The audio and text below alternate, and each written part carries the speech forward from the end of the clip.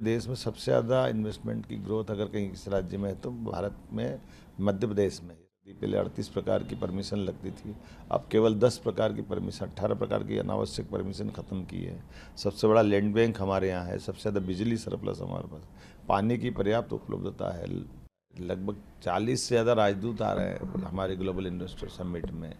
इसी प्रकार से यूके, जर्मनी, जापान ये हमारे को पार्टनर है। देखिए, पिछले पूरे साल से हमने, अगर ये केवल लोकसभा का चुनाव का समय छोड़ दे 3-3.5 महीने का, तो लगभग हर महीने हमने अपनी रीजनल इंडस्ट्री कॉन्क्लेव की है। और हर रीजन पे इस इंडस्ट्री कॉन्क्लेव करने कारण से जो सकारात्मक माहौल बना है उसका लाभ हमको ज़बरदस्त मिला है। लगभग 7 हर महीने इंडस्ट्री कॉन्क्लेव हुई है। उसमें सभी हमारे प्रमुख प्रमुख संभाग केंद्र, जिसको मंडल भी बोलते हैं, उसमें ग्वालियर, जबलपुर, सागर, रीवा, शहडोल, नर्मदापुरम, उज्जैन, ऐसे स्थानों से करते करते अब हम भोपाल में ग्लोबल कर रहे हैं।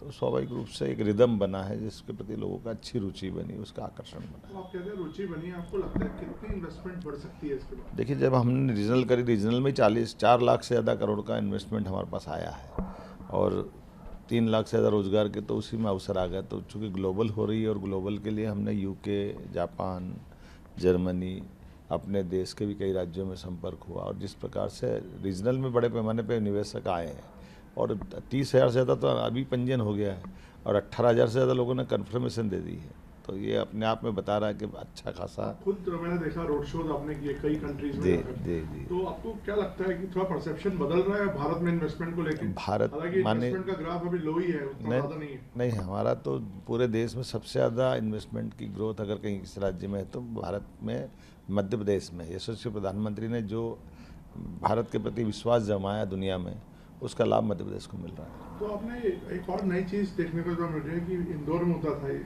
अब आप इसको भोपाल में कर रहे हैं, तो इसका क्या इसकी स्ट्रेटेजिक इंपॉर्टेंस क्या है?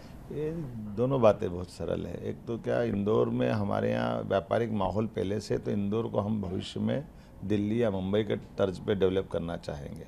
और ऐसे संभाग या ऐसे स्थान जहाँ अभी तक हुई नहीं है, वहाँ करते हुए, वहाँ पे फोकस करते हुए वहाँ भी इन्वेस्टमेंट आए। और भोपाल तो राजधानी, इसलिए यहाँ होना जरूरी, इस भाव से उसको कर रहे हैं। और रिस्पांस भी बहुत अच्छा। भोपाल प्राकृतिक रूप से बहुत सुंदर शहर है, देश का सबसे अच्छे राजधानियों में से एक है। और जिस ढंग से रिस्पांस मिल रहा है, वाकई भोपाल बहुत अच्छा अद्भुत कार्यक्रम करेगा। तो कनेक्टिविटी एक इशू रहा है हमेशा से। सब कहते हैं बॉम्बे, दिल्ली, कलकत्ता, किसी और मेट्रो में जाना हो तो फ्लाइट्स आराम से मिल जाती हैं। भोपाल को लेकर थोड़ा सा अभी भी लोगों में संशय रहता है। नहीं, भोपाल की कनेक्टिविटी बहुत है, चारों तरफ से रेल की कनेक्टिविटी है, एयरपोर्ट की कनेक्टिविटी है। हम जिस प्रकार से व्यवस्था बना रहे हैं, राजमार्गों के भी सेंटर में आता है भोपाल, तो स्वाभाविक रूप से भोपाल कनेक्टिविटी में दिक्कत नहीं है। और ये अधिकतर निवेशक तो अपना प्लेन लेकर आएंगे, तो इंटरनेशनल वहाँ एयरपोर्ट है जहाँ पर्याप्त रूप से लैंडिंग की व्यवस्था है। बट सर, आप किस तरह से लुभा रहे हैं? लाइक आप लोगों ने कोई पॉलिसी में चेंज किए हैं? बहुत सारी 19 प्रकार की पॉलिसियाँ हमारी अलग अलग सभी सेक्टर की बनी, जिसमें देश की सबसे अच्छे राज्यों की पॉलिसी है। कई प्रकार की उलझनें हमने समाप्त कर दी। पहले 38 प्रकार की परमिशन लगती थी, अब केवल 10 प्रकार की परमिशन, 18 प्रकार की अनावश्यक परमिशन ख़त्म की है।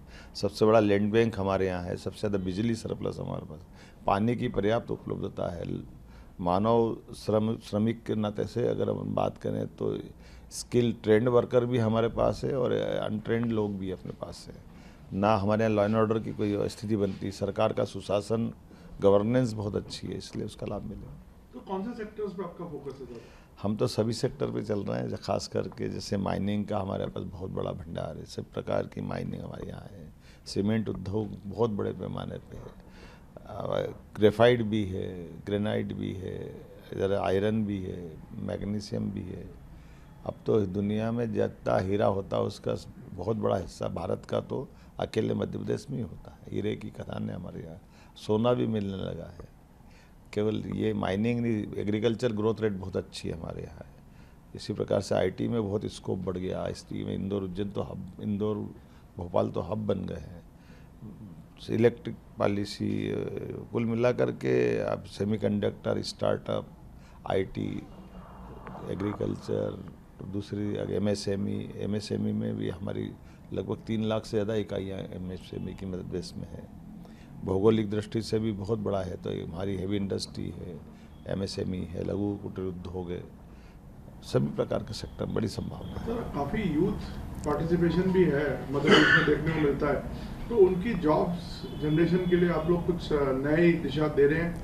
क्योंकि ये हमने जो कहा industry- रोजगार परक उद्योग अगर लगाएंगे तो उनको इंसेंटिव अलग दे रहे हैं। जैसे रेडीमेड गारमेंट्स, काटन हमारे यहाँ जितना कपास होता है देश का, उसका 43% मध्य प्रदेश में होता है। ऐसे में रोजगार परक कोई इंडस्ट्री लगाता है तो 5,000 रुपये प्रति लेबर 10 साल तक हम उनको इंसेंटिव दे रहे हैं। वो 4,000 का कारखाना लगाए, 10,000 का लगाए, 1 लगाए या 40 लगाए, सरकार सब प्रकार से प्रमोट कर रही है। तो इंडस्ट्रियल पार्क सर आप लोग किस किस तरह से प्लान कर रहे हैं? निजी भी, सरकारी भी, क्षेत्र वाइज भी, जिससे चाहे वैसा। इंडस्ट्रियल एरिया हमारे लगभग 23 है, इसको हम 50 तक ले जा रहे हैं। और ख़ास करके ऐसे ज़िले जहाँ पर हमको नए प्रकार से प्रमोट करना है, उनकी हमने अलग प्रकार से बहुत सारी आकर्षक पॉलिसी बना करके छूट देने का प्रयास कर रहे हैं। सर हमने एक ट्रेंड देखा है, जिन भी कंट्रीज में इन्वेस्टमेंट ज़्यादा आई है वहाँ पे सिंगल विंडो सिस्टम किया है लोगों ने। हमारे यहाँ सिंगल विंडो है। लेकिन लोग कहते हैं कि कुछ 28 दिन में bureaucracy- नहीं 28 दिन के अंदर सारी परमिशन निकाल रहे हैं।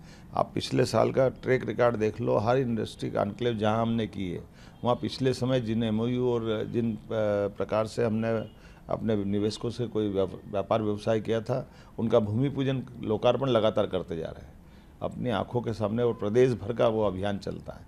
जब हर महीने करते तो फिर उसमें निरंतरता, लगता है इन्वेस्टर समिट में घोषणाएं नहीं, इम्प्लीमेंटेशन भी हो। ठोस काम होगा। और मैं मान के चलता हूँ देश में और देश के बाहर भी माहौल बना, मध्य प्रदेश से जुड़ना सब चाहते हैं। तो सर आप ये मुझे बता सकते हैं कि इसमें सेंटर का भी कोई रोल रहेगा? ये जो बगैर केंद्र की सहायता के कैसे हो सकता है? लगभग 40 से ज़्यादा राजदूत आ रहे हैं हमारे ग्लोबल इन्वेस्टर समिट में। इसी प्रकार से UK, जर्मनी, जापान, ये हमारे को पार्टनर है। तो इसका अर्थ है कि अपने आप में इसका क्या अर्थ निकलेगा समझ में आएगा।